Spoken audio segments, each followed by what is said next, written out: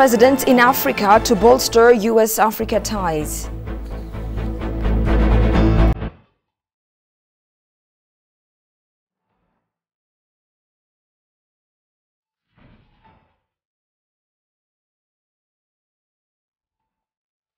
Hello and thank you for joining us. You're watching Addis News Hour with the news. I'm Tabitha John. Stay with us. President Sahle-Work Zewde received President of the World Anti-Doping Agency, WADA, Witold Bonka and his delegation. The two officials have exchanged views on how Ethiopia and the World Anti-Doping Agency can work closely in anti-doping control and investigation, and how the organization can provide technical support. President Sahle-Work Zewde reiterated that Ethiopia has a long history in athletics and is reputed in the world of long-distance running since athlete Abebe Bikila won World Marathon in Rome. Finally, the president thanked the organization for its technical support in the area of anti-doping control.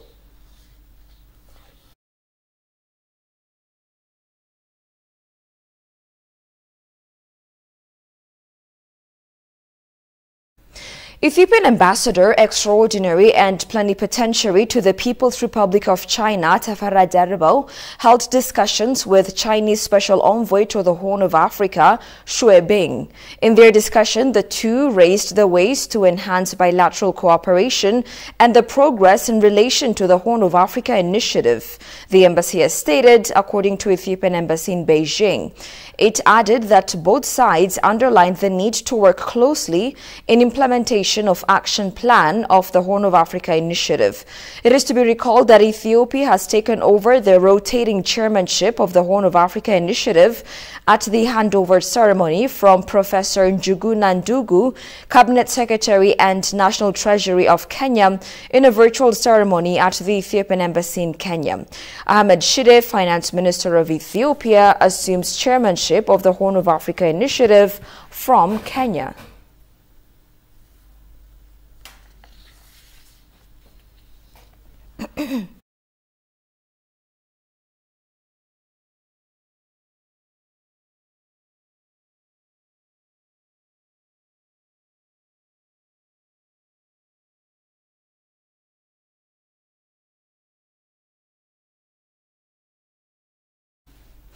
Minister of Finance Ahmed Shide said Ethiopia is working to secure significant financing from the International Monetary Fund (IMF), the UN special agency in charge of global economic growth. Talking to ETV, the minister announced that an IMF team is already in Ethiopia in the midst of technical discussions with Ethiopian authorities to finalize the finance support program. Demis Mekriel sat down with the minister and compiled the following report. Earlier this week, an IMF team has arrived at Addis Ababa to hold a technical discussion with Ethiopian authorities and thereby to prepare a support program. In an exclusive interview with ETV English, Finance Minister Ahmed Shide said on Wednesday the current discussion will enable Ethiopia to access significant financing from the IMF as part of support to the country's homegrown economic reform plan and to address current macroeconomic challenges. Ethiopian authorities have started a technical discussion with IMF team in preparation for a program, and as you know, real sector discussion will be done in terms of growth potential, real sector growth on agriculture, on industry, on services. All real sector activities will be evaluated and discussed. Monetary sector will be discussed in terms of the saving in the banking sector, credit to the private sector, credit to the economy will be discussed. In terms of public finance, the whole revenue issues will be discussed. Government spending and deficit financing and how the deficit financing is going to be done will be discussed. And also balance of payment will be discussed in terms of export, import, all different inflows and outflows in terms of balance of payment will be discussed, and baseline scenario and projection will be made based on that, and then that will also evolve toward this policy discussions, which is in preparation for a program design. And once the program is fully agreed, then Ethiopia will be able to access a significant amount of financing from IMF as part of support to macroeconomic reform and to address also the macroeconomic challenges, along with the policy measures that will be agreed. Do we probably expect a kind of policy change on the side of the Ethiopian government as a result of the ongoing technical discussion? Any policy discussion will be based on our own policy objectives of homegrown economic reform number 2, and that program is being designed currently and almost being finalized, and once it is endorsed by the government, all those policy reform objectives within our own homegrown economic reform will be the basis of a discussion with all development partners for potential implementation of the reform. So this is our reform, this is our policies, and all the partner discussion will be done based on that, and the detail will be disclosed in the future. Noting Ethiopia is currently working to rehabilitate conflict-affected areas, the finance minister announced that a resilience, recovery and reconstruction program will be soon launched at a national level. Overall assessment has been completed, and given the preliminary estimation based on the assumptions we have, we need around $20 billion recovery and reconstruction financing need for the coming 5 years. This is a 5-year need to recover, and there will be a big conference which is going to be chaired by the Prime Minister to disclose this in the presence of all the regional government as well as also development partners. So we are going to have a discussion on that one. We will partly finance from our resources, but we need to mobilize huge resources from the public, from diaspora, as well as from our development partners. And in terms of the assessment and designs of the program, particularly World Bank has been supporting us in terms of technically leading this assessment and the program design, together with the Ministry of Finance and other sector ministries. The reconstruction and recovery plan will be implemented in Tigray, Afar, Amhara, part of Oromia, part of Benishangul and Konso zone of the South region. A legal expert says Egypt's latest statement on the Grand Ethiopian Renaissance Dam is unwarranted and unhelpful as far as the stalemate between the two nations is concerned. He called on the Ethiopian government to stick to the principle of African solutions to African problems and try to strike a workable deal on Africa's biggest dam only within the framework of the continental bodies. Goshu Meliso reports. In recent statements through its foreign minister, Egypt threatened serious actions will be taken if its Nile watershed was endangered. Egypt has resumed its diplomatic rhetoric concerning the GERD by directly threatening Ethiopia, a riparian and major contributor to the Nile River. Reacting on the matter, legal expert Priot Samuel told ETV that Egypt's latest statement on GERD is unwarranted threat and unhelpful. We are not arresting the water. We are not holding the whole water. What we are doing is just we are basically putting the water in reservoir, and that the water is gonna run and go through the turbine, and is heading towards Egypt. I don't see any reason why Egyptians are mad unless they are saying for their own internal political consumption, just to impress Egyptian people. He reiterated that the Ethiopian government should bring the matter to the African Union to deal the issue in the framework of African solutions to African problems. If they keep on bluffing and saying that every option is on a table, I think Ethiopian government should bring this to the attention of African Union so that it should be dealt in the framework of African solution for African problem. And we cannot let this type of bluffing go unnoticed, and it should be called out, and it should be dealt by African Union, because this is not acceptable. Otherwise, honestly speaking, I'm not that much concerned about every option on the table. The legal expert made it clear that Ethiopia has no intention to harm the low riparian countries rather than using the water for hydropower purpose. We don't have any intention to harm Egypt. Nothing. What we are doing is just we are basically putting the water in reservoir, and that the water is just is gonna run and just go through the turbine, and is heading towards Egypt.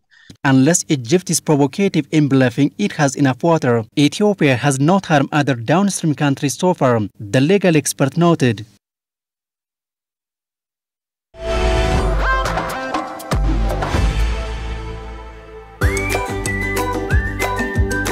Welcome to the land of origins. Commercial Bank of Ethiopia is pleased to serve all your traveler banking needs. If you have money from any of these 16 countries, you can convert it to local currency by visiting our nearest branch. Alternatively, our secure Forex ATMs accept cash exchange, or if you prefer using your cards, we've partnered with Visa, MasterCard, and UnionPay so that you can withdraw cash from our local ATMs or make cashless transactions at thousands of local POS partners securely and with confidence. We are linked with more than 700 global banks through our direct SWIFT address, CBE Teta. We also work with 16 international money transfer agents, out of which Tune and World Remit enable you to make direct deposits into our savings and current accounts or our popular CBE Burr mobile wallet. Commercial Bank of Ethiopia, the bank you can always rely on.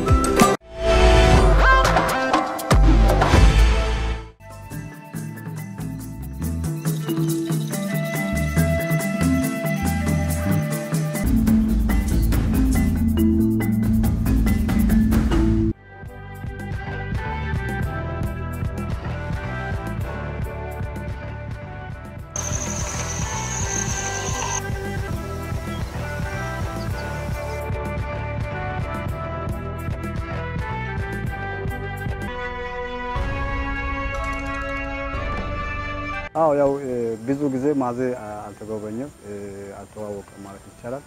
ገበያችን ቱሪስት እንቅስቃሴው ዝቅተኛ ነው፣ ግን አሁን ብዙ ቱር ኦፕሬተሮችን መጥቶ እየጎበኙ ናቸው፣ እያዩ ናቸው። ከዚህ በኋላ የቱሪስት ቁጥር ይጨምራል ብለን የምንገምተው። እስካሁን ግን ያለው ብዙም አልተዋወቀም፣ ብዙም ጥናት ማነው ቱሪስትም አልጎበኘም። ከዚህ በፊት ያለው ከዚህ በኋላ ደግሞ ብዙ ቱሪስቶች ይመጣሉ ብለን ነው የምንገምተው። ቢቀን ማቆየት አንችልም። ያለው ስካውት 22 ስካውት ነው ያለው ባለማው 3 ከዋርደኑ ጋር እኛ ብቻ ሳይሆን አዋሳኝ ወረዳዎች፣ አዋሳኝ ቀበሌዎች፣ ዞኖችና አጠቃላይ መንግስትና እነጆች የኔ ፓርኩ የራሴ የግሌ ነው ብሎ ከጠበቀ ቀጣይ ላድግም ይችላል፣ ለቀጣይ ለኢትዮጵያ ገቢ ነው ሊሆን ይችላል።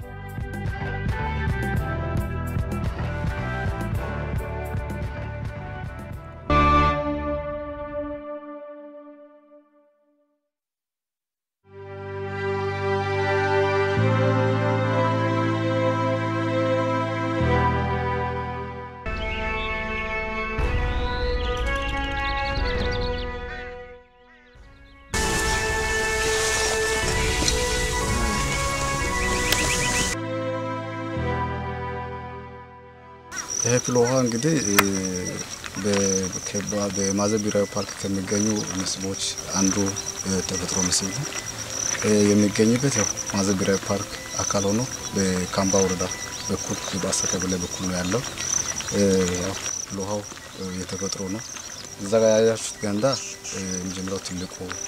በተፈጥሮ እንደ ገንዳ ተፈጥሮ ያበጀው ነገር ነው።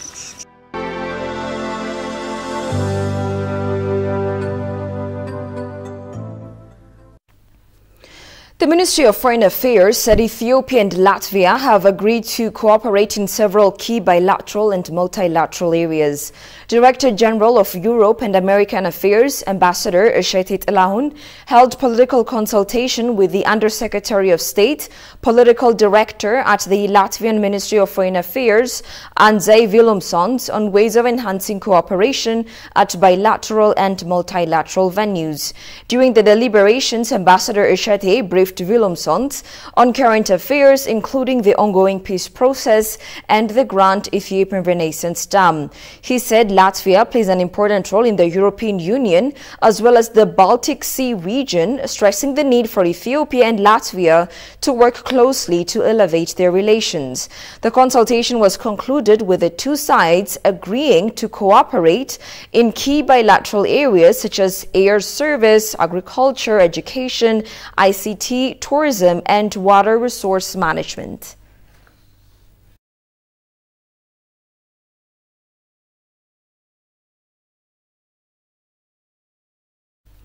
Ethiopia, the centerpiece of stability for the Horn, has contributed its fair share to peace in the East African region thanks to its unrelentless diplomacy. But this diplomatic hegemony could only be maintained if and when Ethiopia manages to overcome internal turmoil. This is according to Buruk Hailu Besha, a prominent international relations expert who sat down with our staff reporter Rosa Makunden. Take a look.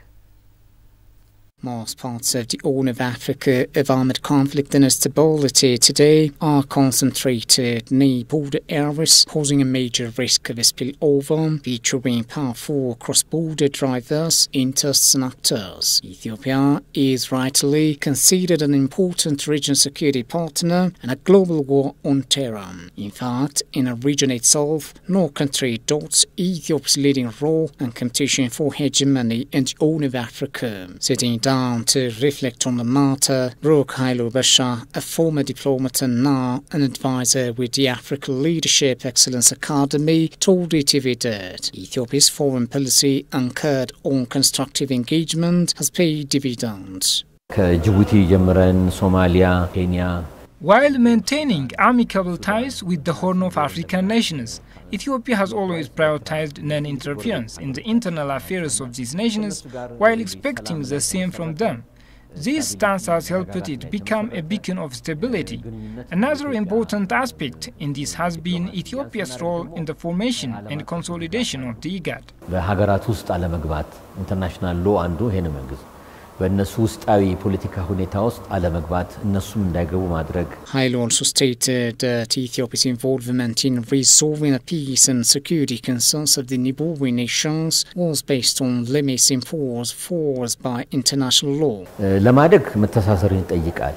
Cooperation is necessary for any nation to flourish, and peace and security are of the utmost significance in achieving that goal first.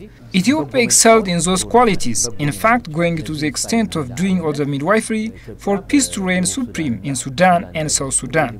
አስተዋጽኦ አለ መረሳት የሌለበት በሱዳን ቢጀምር. The former diplomat then urged Ethiopia's leadership to intensify its diplomatic efforts on the continent and should resolve the domestic issues within the country. The United Nations International Children's Emergency Fund, UNICEF, World Health Organization, WHO, and the Regional Health Bureau have launched an integrated measles campaign in Tigray. The vaccination campaign targets over 800,000 children aged 6 to 59 months in the region. According to UNICEF Ethiopia, the integrated campaign includes measles vaccination and catch-up for unvaccinated children, nutrition screening, treatment of acute malnutrition, vitamin A drops, among others. During the campaign, pregnant and lactating women presenting at health facilities are also screened for malnutrition and can be vaccinated against COVID-19, UNICEF Ethiopia has stated.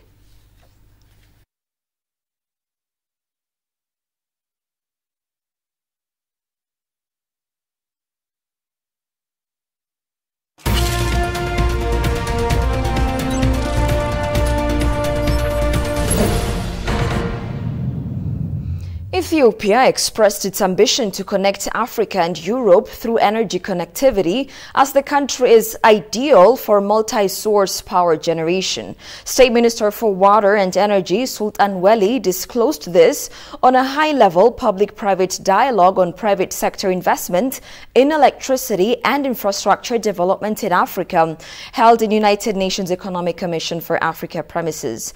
In the forum, the State Minister said Ethiopia has revised its energy energy policy to open the sector for investors. Johannes Fentahun has the following account.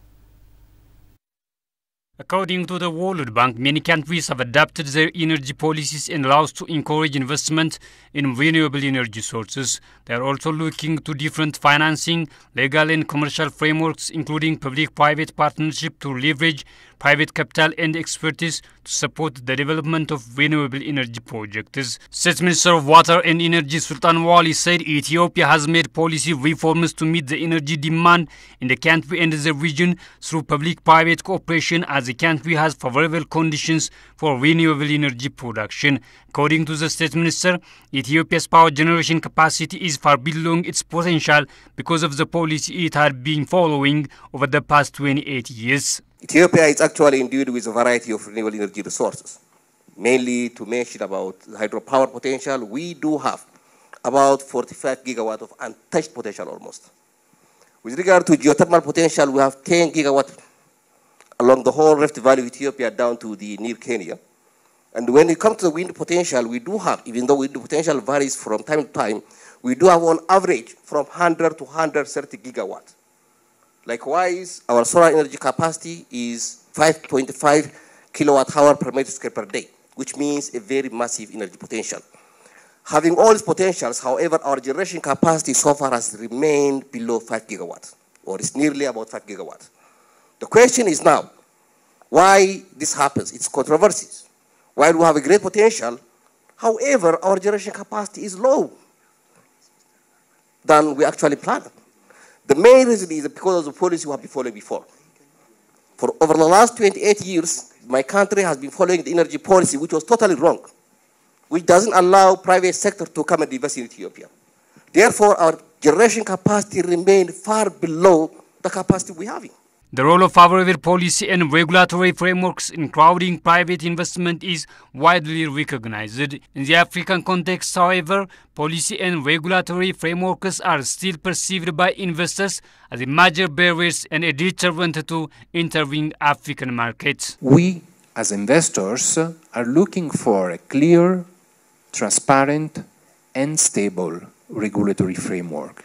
And there is not a real willingness from the political standpoint to open the market to competition. It's very rare that someone will go to this country. So being open means really attracting, because if there is openness, there is the possibility for everyone.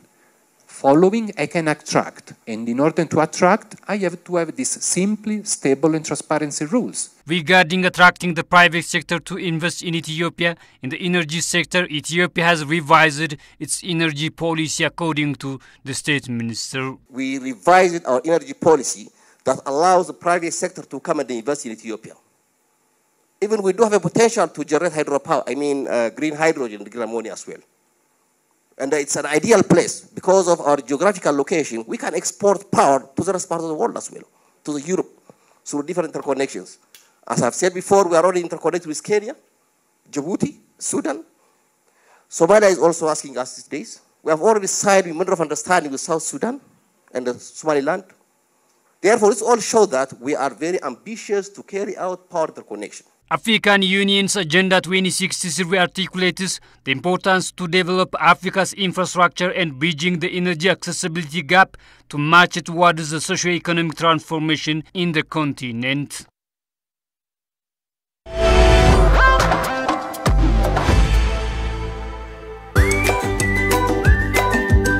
Welcome to the land of origins. Commercial Bank of Ethiopia is pleased to serve all your traveler banking needs. If you have money from any of these 16 countries, you can convert it to local currency by visiting our nearest branch. Alternatively, our secure Forex ATMs accept cash exchange, or if you prefer using your cards, we've partnered with Visa, MasterCard, and UnionPay so that you can withdraw cash from our local ATMs or make cashless transactions at thousands of local POS partners securely and with confidence. We are linked with more than 700 global banks through our direct SWIFT address, CBE Theta. We also work with 16 international money transfer agents, out of which Tune and World Remit enable you to make direct deposits into our savings and current accounts or our popular CBE Burr mobile wallet. Commercial Bank of Ethiopia, the bank you can always rely on.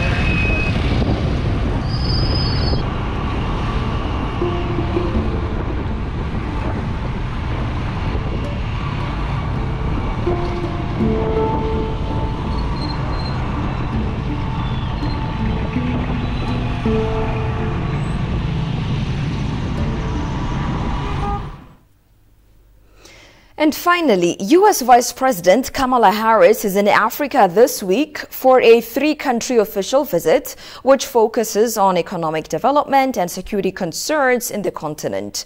Over 9 days, she has met with leaders in Ghana and expected to meet leaders in Tanzania and also Zambia.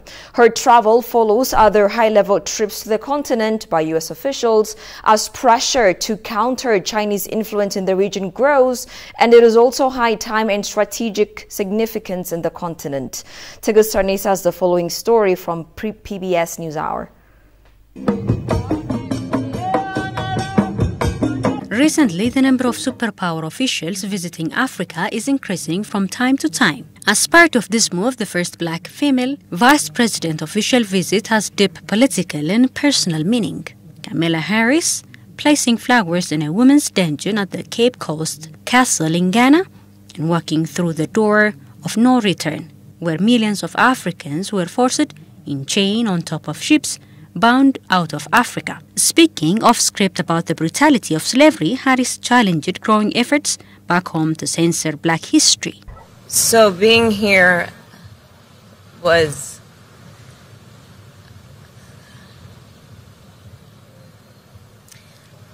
immensely powerful and moving. It cannot be denied. It must be taught. History must be learned. Harris' trip follows Africa's Leaders Summit held in Washington last year. Since then, she is the fifth high-ranking administration official to visit the continent in a sweeping effort to strengthen relationships. On this trip, Harris announced $100 million USD in security and conflict prevention assistance for the western coast, but said the goal wasn't to counter China. This trip is motivated by the importance of the direct relationship between the United States and Ghana. And Ghana's President Nana Akufo-Addo made it clear that he would work with both nations. So there may be an obsession in America about the Chinese activities on the continent, but there's no such obsession here. But China is one of the many countries with whom Ghana is engaged in the world. Your country is one of them. Virtually all the countries of the world are friends of Ghana. The U.S. Vice President is expected to announce additional investments later this week to empower women-run businesses, enhance food security, and promote climate resilience projects. You're watching Addis News Hour. Here's a reminder of the stories making headlines. Ethiopia poised to secure a loan from the IMF.